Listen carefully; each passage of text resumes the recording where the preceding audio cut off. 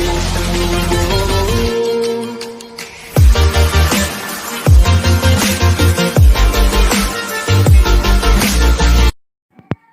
Morning students, welcome to all of you on my YouTube channel study with CS. मित्रों, आप सभी का मेरे YouTube channel study with CS में हार्दिक स्वागत, अभिनंदन है।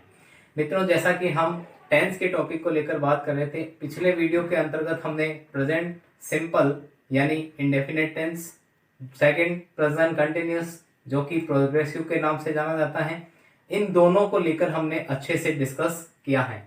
आशा करता हूं कि वो दोनों टेंस आपको अच्छे से क्लियर हुए होंगे। आज हम बात करने वाले हैं प्रेजेंट परफेक्ट टेंस को लेकर, यानी प्रेजेंट टेंस के लेकर थर्ड नंबर पार्ट को लेकर आज हम बात करेंगे।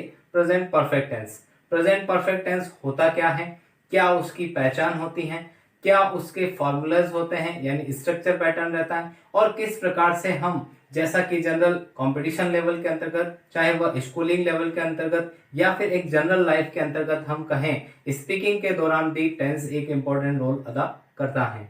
आज हम बात करने वाले हैं प्रेजेंट परफेक्ट टेंस को लेकर, किस प्रकार से present perfect tense sentence exam के अंदर पूछे जाते हैं, चाहे वह कंपटीशन एग्जाम हो, चाहे वह किसी भी बोर्ड क्लास का एग्जाम हो, या फिर हम जनरल सेंटेंस की बात करें। आइए बात करते हैं प्रेजेंट परफेक्ट टेंस किस प्रकार से सेंटेंस के अंतर्गत यूज होता है। तो आज हम बात करेंगे present perfect tense. Present perfect tense, जैसा कि हम शुरू से यह चीज पढ़ते हुए आ रहे हैं, कई तरीकों से यहाँ से प्रश्न बनते हैं और बहुत ही अच्छे प्रश्न बनते हैं। सबसे पहले बात करेंगे मित्रों, तो हम बात करेंगे इसकी पहचान को लेकर। क्या बात करेंगे, क्या पहचान होती है सेंटेंस के अंतर्गत, हम किस प्रकार से प्रेजेंट परफेक्ट टेंस को पहचान सकते हैं। तो पहचान के अंतर्गत हम बात करेंगे, तब लिखें हिंदी वाक्यों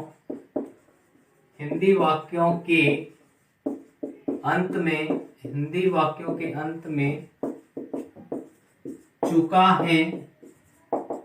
है, चुकी है, चुके हैं आदि शब्द आते हैं।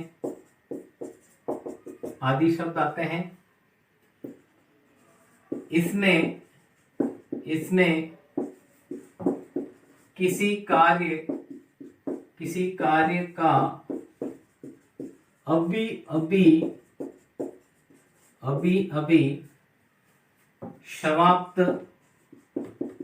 समाप्त हुआ को दर्शाया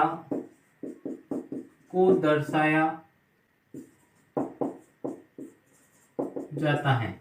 मित्रों, सीधा सा और सिंपल वे में आप समझ पा रहे होंगे कि मैंने यह पहचान के अंतर्गत ये लिखा है, इसके अंदर विशेष रूप से किन किन चीजों का ध्यान रखना है। हिंदी वाक्य के अंत में चुका है, चुकी है, चुके हैं, ये आदि शब्द क्या होते हैं सेंटेंस के अंतर्गत हमें देखने को मिलते हैं। और इसके अंदर क्या होता है, किसी भी प्रकार का कोई कार्य है वो हाल ही में या अभी अभी क्या हुआ, समाप्त हुआ है, जस्ट अभी अभी समाप्त हुआ है। तो इस प्रकार के कार्यों के अंतर्गत भी हमें प्रेजेंट परफेक्ट टेंस को ध्यान में रखना है। प्रेजेंट परफेक्ट टेंस के अंतर्गत यानी सेंटेंस इस प्रकार का होगा कि किसी प्रकार का कोई कार्य है, जस्ट अभी अभी क्या हुआ है, समाप्त हुआ है। ठीक है ना। तो सेकंड हम इसकी बात करें हेल्पिंग वर्ब को लेकर, तो इस टेंस के अंतर्गत हेल्पिंग वर्ब क्या रहेगी मित्रों। तो सेंटेंस में हम देखते हैं हेल्पिंग वर्ब जो यूज होगी has oblique have. Has have दोनों ही हेल्पिंग वर्ब है, वो प्रेजेंट परफेक्ट टेंस के अंतर्गत यूज होगी। पिछले टेंस के अंतर्गत अगर हम बात करें तो प्रेजेंट सिंपल के अंतर्गत हेल्पिंग वर्ब का यूज हमने लिखा था डू या डज। सेकंड, उसके बाद में हमने बात की थी प्रेजेंट कंटिन्यूअस टेंस को लेकर, तो प्रेजेंट कंटिन्यूअस टेंस के अंतर्गत हमने हेल्पिंग वर्ब लिखी थी इज, आर, एम। और आज हम बात कर रहे हैं प्रेजेंट परफेक्ट टेंस को लेकर, जिसके अंतर्गत हेल्पिंग वर्ब क्या आएगी, हैज या हैव। अब फॉर्मूलेज यानी स्ट्रक्चर पैटर्न की अगर बात करें, तो स्ट्रक्चर पैटर्न के अंतर्गत किस प्रकार से सेंटेंस के अंतर्गत हमें देखने को मिलेंगे। तो फर्स्ट एफर्मेटिव, सेकंड नेगेटिव, और तीसरा जो स्ट्रक्चर पैटर्न हम बात करेंगे वो बात करेंगे इंट्रोगेटिव को लेकर। एफर्मेटिव सेंटेंस के अंतर्गत जब स्ट्रक्चर पैटर्न की बात रहेगी तो हम लिखेंगे सब्जेक्ट प्लस हैज या have plus V third plus object. Negative जब बनाएंगे subject plus has have plus not लगेगा plus V third plus object. Interrogative के अंतर्गत जब होगा तो हेल्पिंग वर्ब आगे आ जाएगी has oblique have plus subject plus V third plus object और अंत में क्या लग जाएगा, क्वेश्चन मार्क लग जाएगा। मित्रों इस प्रकार से जो फॉर्मूलेज होंगे वो प्रेजेंट परफेक्ट टेंस के अंतर्गत हेल्पिंग वर्ब हैज हैव और अफर्मेटिव के अंतर्गत subject plus has have plus V third plus object. Negative जब बनाएंगे सब्जेक्ट प्लस हैज या have plus not plus V third plus object. और इंट्रोगेटिव के अंतर्गत हेल्पिंग वर्ब क्या होगी मित्रों, आगे आ जाएगी helping verb has have plus subject plus V third plus object और अंत में क्या लग जाएगा, क्वेश्चन मार्क लग जाएगा। इस सेंटेंस के अंतर्गत यहाँ पर अगर हम बात करें आगे किस प्रकार से हम टेंस के अंतर्गत पहचान कर सकते हैं तो एडवर्ब को लेकर हमें बात करनी होगी। आइए बात करते हैं किस किस प्रकार की यहाँ पर एडवर्ब यानी प्रेजेंट परफेक्ट टेंस के अंतर्गत कौन कौन सी एडवर्ब्स का यूज होगा जिसके माध्यम से हम टेंस की पहचान कर पाते हैं और अपने आंसर तक पहुंच पाते हैं। आइए बात करते हैं इसके टेंस के अंतर्गत एडवर्ब्स को लेकर कौन कौन सी एडवर्ब आएगी, ये सारी बातें अपन इस टेंस के अंतर्गत बात करेंगे। तो सबसे पहले एडवर्ब को या रूल्स को लेकर बात करें तो रूल्स के अंतर्गत मित्रों हम सबसे पहले बात करेंगे एडवर्ब को लेकर। किसको लेकर मित्रों, एडवर्ब्स जो इस टेंस को रेफर करती हैं। ऐसे कौन कौन सी एडवर्ब्स हैं वो सारे के सारे एडवर्ब्स को लेकर बात करेंगे। तो सेंटेंस के अंतर्गत हम देखने को जो हमारे को मिलेगा वो टेंस के अंतर्गत कौन कौन से होंगे, जैसे मैंने लिखा this week, this month, this year, ठीक है ना, comma still, just, till now,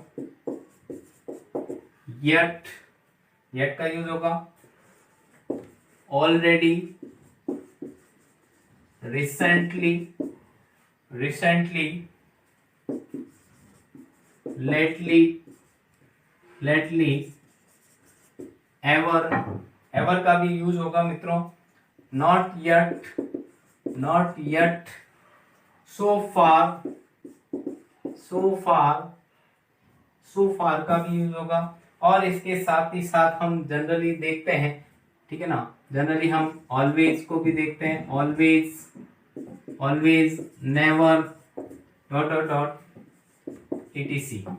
ये सारी की सारी एडवर्ब्स क्या होगी मित्रों, ये सारी की सारी एडवर्ब्स प्रेजेंट परफेक्ट टेंस को रेफर करेगी, यानी हम इन एडवर्ब्स के माध्यम से एडवर्ब की पहचान कर सकते हैं। यहाँ पर एक और चीज हमें ध्यान रखनी है, हमें इस टेंस के अंतर्गत सिंस और फॉर को भी क्या होगा देखने को मिलेगा। सिंस फॉर आपको बड़ा आश्चर्य लगेगा, सिंस फॉर तो प्रेजेंट परफेक्ट कंटिन्यूअस टेंस के अंतर्गत आता है, लेकिन मित्रों प्रेजेंट परफेक्ट टेंस के अंतर्गत भी सिंस फॉर का क्या किया जाता है, यूज किया जाता है। मित्रों यहाँ पर विशेष रूप से ध्यान रखना है, सिंस फॉर का यूज भी प्रेजेंट परफेक्ट टेंस के अंतर्गत होगा। किस प्रकार से होगा उनके एग्जांपल्स को लेकर अपन बात करेंगे, किस प्रकार से सेंटेंस के अंतर्गत प्रेजेंट परफेक्ट टेंस होने के साथ साथ सिंस फॉर का भी यूज होगा। देखते हैं रूल्स के अंतर्गत, लेते हैं कुछ इनके एग्जांपल्स के माध्यम से इसको समझने का क्या करते हैं, प्रयास करते हैं। आइए फर्स्ट नियम को लेकर अगर बात करें तो पहला नियम हमने वैसा भी एडवर्ब्स को लेकर लिखा। सेकंड अगला जो नियम के अंतर्गत हम बात करेंगे उनके एग्जांपल्स के साथ में इसको क्लियर करने का क्या करते हैं, कोशिश करते हैं, यानी समझने का प्रयत्न करते हैं किस प्रकार से सेंटेंस के अंतर्गत यूज होगा। तो रूल्स के अंतर्गत मित्रों फिर से लिखा जाए तो रूल्स के अंतर्गत बात करें तो रूल्स के अंतर्गत हम ये लिख सकते हैं,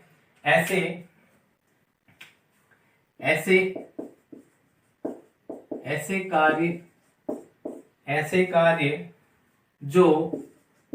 कार्य जो भूतकाल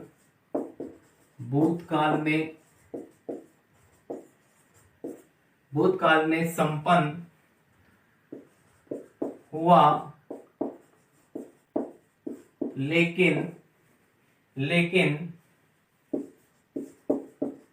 जिसका प्रभाव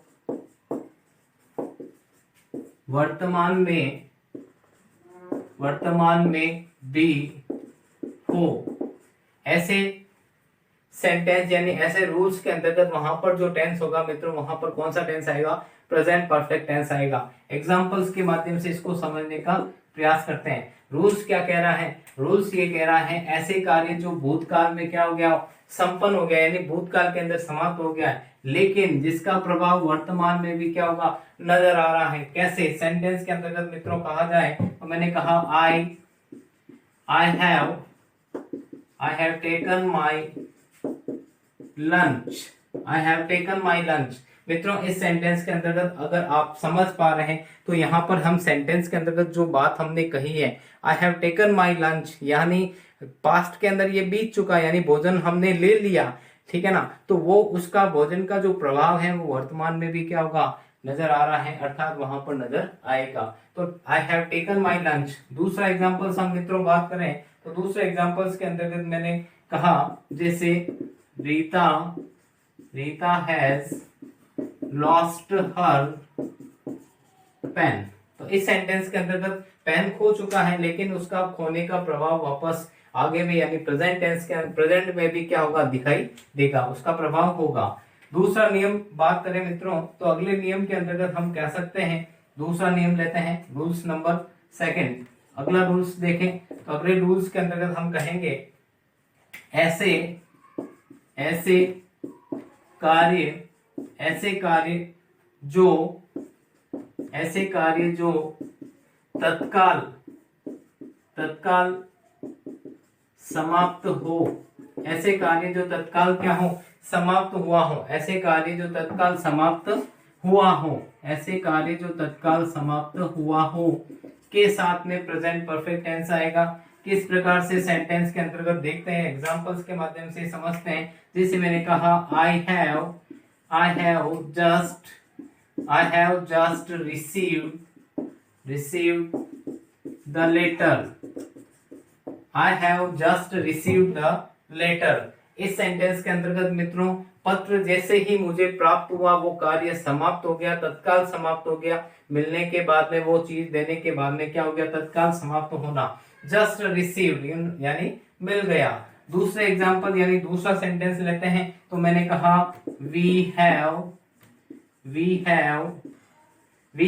ऑलरेडी, सेंटेंस के अंतर्गत देखिएगा we have already decided to do this work. इस सेंटेंस के अंतर्गत मित्रों यानी निश्चय जैसे ही किया वो कार्य क्या हो गया, समाप्त हो गया। ऐसा नहीं कहा कि मैं कार्य उस समय तक करना, यानी निश्चय करना। वी हैव ऑलरेडी डिसाइडेड, हम पहले से निश्चय कर चुके हैं, यानी निश्चय जैसे ही किया वो कार्य समाप्त हो गया। तो ऐसे कार्य जो तत्काल समाप्त हुआ हो वहां पर हमें कौन सा टेंस देखने को मिलेगा मित्रों, वहां पर हमें प्रेजेंट परफेक्ट टेंस देखने को मिलेगा। नेक्स्ट रूल्स की बात करते हैं, अगला नियम लेते हैं। अगला नियम और एग्जांपल्स के माध्यम से उसको भी क्लियर करते हैं, क्या कहता है, किस प्रकार से सेंटेंस प्रेजेंट परफेक्ट टेंस को रेफर करते हैं। आइए अगला नियम देखते हैं किस प्रकार से सेंटेंस के अंतर्गत रूल्स के माध्यम से उसको क्लियर करते हैं। तो अगला नियम क्या कहता है, देखिए नियम यह कह रहा है नेक्स्ट नियम है ऐसे कार्य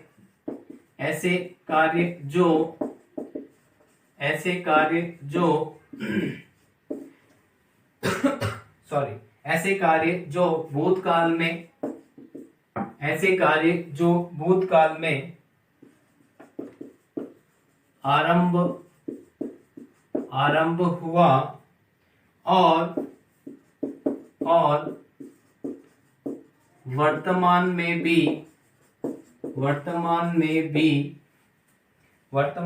भी जारी है। इस प्रकार के भाव को या भाव के लिए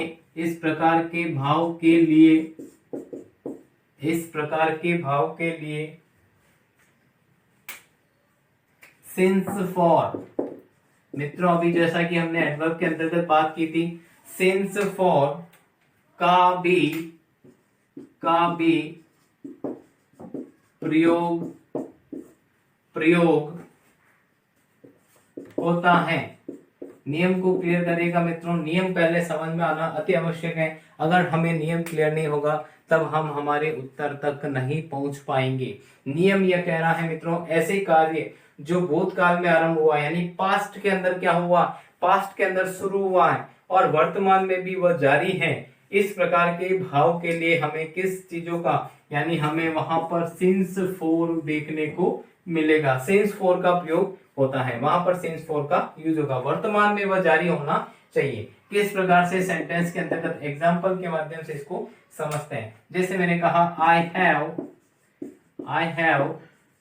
worked in this college for 10 years। Sentence के अंतर्गत मित्रों कहा I have worked in this college for 10 years, यानी मैं इस कॉलेज के अंदर 10 वर्षों से काम कर रहा हूं, यानी इस प्रकार से चल रहा है। यानी पास्ट के अंदर वो चीज हुई, आरंभ हुआ, यानी कितने वर्षों से काम कर रहा हूं, यहाँ पर 10 वर्षों से, और वर्तमान में भी वो जारी है। और यहाँ पर हम जैसा कि देख रहे हैं किसका यूज मैंने किया है, फोर का मैंने यूज किया है। दूसरा एग्जाम्पल से लेते हैं। दूसरे एग्जाम्पल के माध्यम से मैं समझ, we have known each other for 5 years। मित्रों इस सेंटेंस के अंतर्गत भी मैंने फोर का यूज किया और प्रेजेंट परफेक्ट टेंस का यूज किया है। अब इसके अलावा कुछ जनरल सेंटेंस, यानी सेंटेंस के अंतर्गत हम देखते हैं कई तरीके से क्या होता है, यूज होता है। उनको किस प्रकार से हम सेंटेंस के अंतर्गत व्यक्त किया जा सकता है, उनको भी लेकर अपन बात करते हैं। यानी जनरल सेंटेंस के अंतर्गत प्रेजेंट परफेक्ट टेंस में दूसरे ऐसे सामान्य नियमों को लेकर अगर चर्चा करें तो उन सेंटेंस के अंतर्गत भी हम कई सारे ऐसे हम देखते हैं। कंपटीशन लेवल के अंतर्गत अगर बात की जाए तो हमें कई सारे ऐसे ऑप्शंस के माध्यम से हमें आंसर तक पहुंचना होता है, तो वहां पर हमें ऑप्शंस हमारी क्या करते हैं, मदद करते हैं। आइए बात करते हैं अगले नियम को लेकर। तो अगला नियम क्या कह रहा है, अगले नियम के अंतर्गत हम जब बात करें उसको देखिए। नेक्स्ट नियम जो रूल्स हैं उस जनरल रूल्स के माध्यम से अगर बात की जाए या एक विशेष प्रकार से दिया जाए, लेकिन उसके अंदर क्या नहीं दिया, वो समय नहीं दिया। वो ऐसे भी सेंटेंस होते हैं, वहां पर भी प्रेजेंट परफेक्ट टेंस यूज होता है। तो जनरल सेंटेंस के अंतर्गत कहा जाए, जनरल सेंटेंसेस में भी प्रेजेंट परफेक्ट टेंस किस प्रकार से जब हम क्या करेंगे, ट्रांसलेट करेंगे हिंदी से इंग्लिश के अंतर्गत। जैसे मैंने सेंटेंस लिखा, एग्जांपल्स के अंतर्गत मित्रों बात की जाए तो मैंने कहा मेरी माँ खाना पका चुकी है। अब इस सेंटेंस के अंतर्गत मित्रों जब ट्रांसलेशन की बात आ रही है तो हमें सेंटेंस के हिंदी वाक्य के अंत में हमें देखना होगा, और साथ ही साथ इस वाक्य को जब हम ट्रांसलेट करेंगे तो हम लिखेंगे माई मदर हैज, पकाने को हमने पहले बात की थी, कुक्ड फूड। सेंटेंस सीधा सा और सिंपल बनेगा, my mother has cooked food. अब इसी सेंटेंस को हमें नेगेटिव में बनाना है। जब हमने फॉर्मूलेज को लेकर बात की थी तो इस सेंटेंस को नेगेटिव जब हम बनाएंगे तो my mother has not cooked food, ठीक है ना। अब इसी सेंटेंस को इंट्रोगेटिव के अंदर कन्वर्ट करेंगे तो हम प्रश्न करेंगे माई मदर कुक्ड